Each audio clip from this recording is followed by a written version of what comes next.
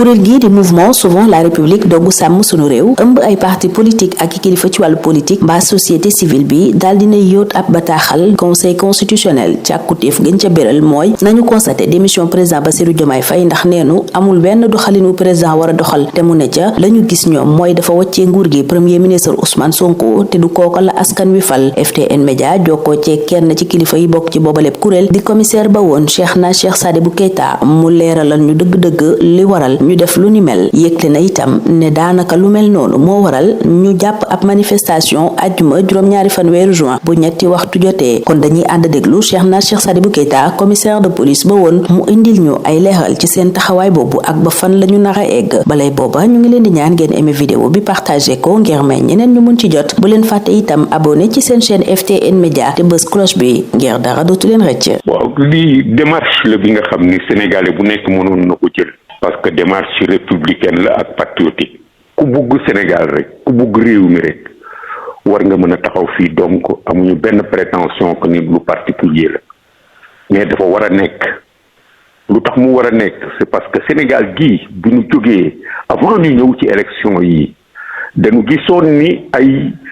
affaire na yi nga xam ne tàmmuñu ko gis ci sunu espace bi parce que fii on est en république lépp dafa am place lépp dañ ko organiser dañu am institution yi nekk seen place ku nekk ak sa contenu ak ni muy doxe ak ki kay doxal ñu gis ne dès l'annonce déjà gis nañ ni am na benn situation bu particulière bu fi am bi nga xam ni ki nekkul candidat danoo taxaw ni bis bu ki nga xam ni moom la àndal comme candidat nekkee président moom kat kooku day bootu ci gannaawam dans une certaine mesure loolu maa ngi ko jële ci déclaration wu El Malick à quelques jours de la présidentielle loolu nekk fi ci bruit ñu naan Sonko dina def nii dina def naa dina def nii bu Diomaye nekkee président ñu dem ba loolu am ñu dugg ci situation bi Diomaye nekk président Sonko ñu def ko premier ministre loolu continuer mel ni moom moo taxaw ci penc mi fii tey lan moo fi taxaw président bi nga xam ni defut dara biñ ko falee ba léegi posé wu benn acte bi nga xam ni mën nañu wax ni kii mu ngi doxal Sénégal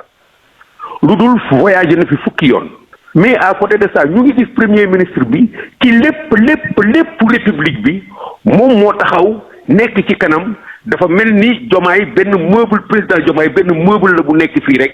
mais ki ñuy gis ci kanam moom la ba muy recevoir ay ambassadeurs ba muy def ay déclaration intempestive ci li nga xam ne mooy politique étrangère u Sénégal di wax ci suñu sécurité di wax ci leneen li nga xam ni ñun dañu considérer que ni kon président bi dafa démissionné bàyyi ko moom muy diriger réew mi bay recevoir ay ambassadeurs loolu mooy vacance su pouvoir bi parce que moom dafa délaissé li nga xam ni moom moo taxoon ñu fal ko daf ko fa bàyyi dem toog fële daal di ciy jàmbure jox keneen ki nga xam ni dans les formes constitution bi may ko mu laal ci matière yooyu muy matière u défense muy matière u diplomatie loolu constitution bi mayu ko ba mu ci wax moo li nga xam ne day engagé Sénégal yéen a ngi fàttali déclaration am ci conférence u université bi li mu fa wax yëpp ak situation yii nga xam ne yëpp dañ ciy dugg te moom la ñuy gis ci kanam ba muy recevoir ay ambassadeurs ba muy dox li nga xam ni kat ñun suñu xel teeyul mais ñëpp wax nañ ci du ñun rek donc la réalité elle est là devant nous du xel bu teey ñuy xalaat mais dëggantaan la lu nekk suñu kanam ñu ne nag léegi conseil constitutionnel suñu pouvoir bi kat kenn na nekk fi loolu mooy vacance pouvoir bi yow kon na nga ko xoolal sa bopp bu baax constater que wax président de la république ni moom kat fal nañ ko wante deful liggéeyam fi mu nekk du place am wax premier ministre bi tamit fi mu nekk effectivement du place am te li ko firnde bari na trop mu ngi fii ñun boobu démarche leen teg dañu yaakaar ni nag en patriote en républicain ñun war nañ mën a taxaw parce que réew mi ñun ñëpp ñoo ko bokk. te am ngeen yaakaar li ngeen di sàkku ci conseil constitutionnel mu defal leen ta non du mu ko defal conseil constitutionnel dañ ko teg ci responsabilité parce que ñun amuñu ci soxla bi nga xam ni soxla yi ñun la. dafay li nga xam ni yow mënoon nga ko def keneen mënoon nga def parce que nous sommes une république réew la dafa am li nga xam ne rek nit day jóg def ko sans pour autant mu nekk moom rek moo ko war a def dafa defu ñu def ko léegi conseil constitutionnel ci responsabilité am lañ koy woo xamuñu nu muy réagir mais ñun def nañ li ñu war a def lii nga xam ne dañ ko constaté du ñun rek acteurs politiques yu bari wax nañ ko fii am na ay intervention sa kanam ci kanamu keneen yi nga xam ni en tant que journaliste dégg ngeen ko nit ñi di wax naan fii Ousmane premier ministre dugg waru fa dugg en tant que premier ministre lii mu def fii waru ko def en tant que premier président moo ko war a def lii mu wax fii waru ko def en tant que premier président moo ko war a def ñun suñu rôle mooy ñu yóbbu ko fi nga xam ne nag loolu war nañ ko mën a lijjanti jox nañ leen ko ils n'ont qu'à faire. ñun xaaruñu dara lu dul une réponse quelle qu'elle soit nous sommes preneurs. mais acte bi nañ ko posé ñu continuer. Sénégal réew la bi nga xam ne dafa war a dox ci lii parce que nous sommes en république. Le conseil constitutionnel dafa exister pour lii. ak leneen li nga xam ci ay prérogative am la donc su fekkee am na li nga xam ne dañu gis ne dafa jëlgati constitution bi nit moo ko def muy président muy keneen dañ koy wax ni ko wax ci yow yaay conseil constitutionnel. alors gis nañu itam doxum ñaxtu bu ngeen nar a def manifestation en tout cas. waaw. loolu itam luy jubluwaay bi. jubluwaay bi manifestation la bu ñuy organiser ci tolluwaayu réew mi ci li nga xam ni moo fi nekk nii. jaayante doole muselage yu presse bi xëbalaate bi fi nekk tëjaate bi fi nekk ak jaxase bi ñuy jaxase sunu alkaati yi ak sunu gendarme yi sunu force de défense et de sécurité yi ci géewu politique bi ba dafa indi ay jiixi jaaxa ak ay wax yi nga xam ne kenn mësu ko fa dégg ci Sénégal ñu bugg loolu ñu dakkal loolu ñu bàyyi ku nekk place am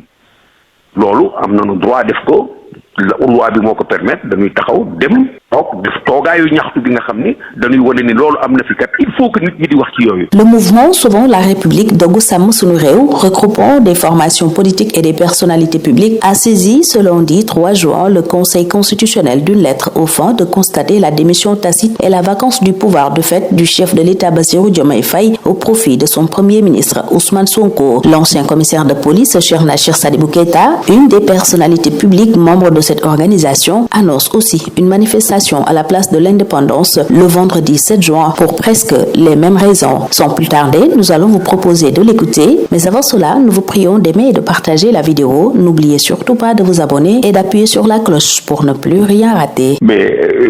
c'est un acte que nous avons posé, un acte républicain et patriotique. Un acte que quelqu'un d'autre comme vous, comme quelqu'un d'autre qui n'est pas moi, qui n'est pas vous,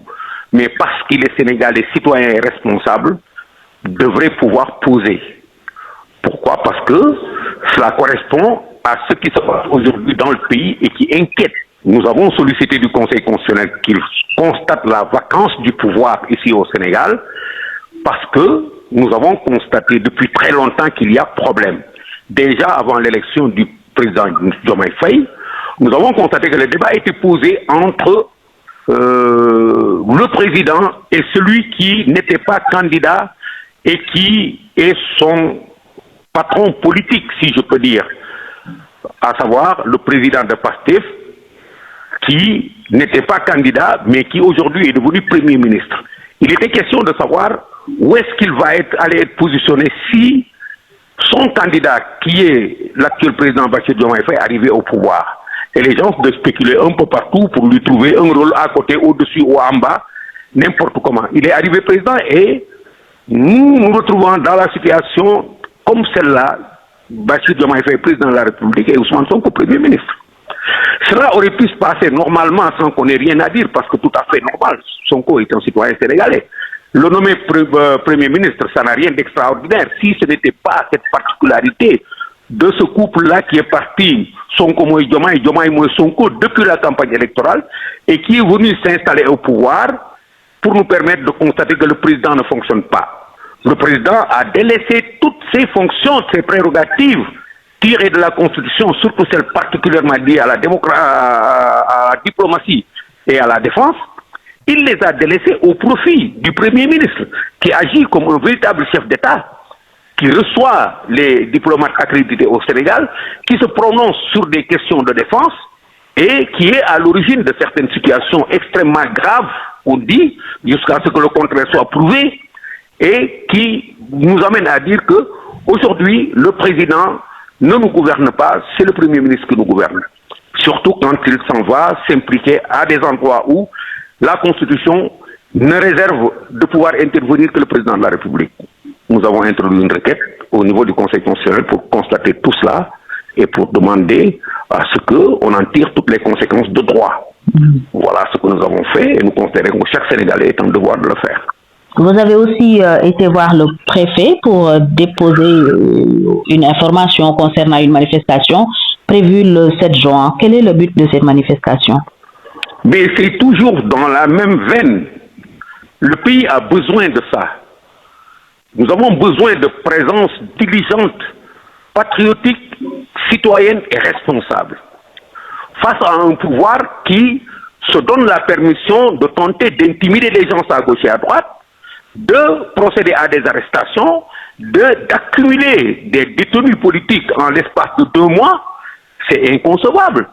Nous n'avons rien contre la justice, mais nous disons que cette condamnation de Bah Diakhaté est orientée. Son but, c'est de manœuvrer à faire peur aux gens. Nous avons aussi cette instrumentalisation des forces de défense et de sécurité qui dérange à plus d'un titre. Et nous voulons vraiment nous exprimer par rapport à tout cela, faire comprendre aux Sénégalais qu'il y a des acteurs témoins et concernés qui sont là, qui ne sont pas prêts à laisser toutes les choses se dérouler ici, surtout quand il est question de faire peur aux citoyens pour faire n'importe quoi. Personne n'est d'accord pour cela.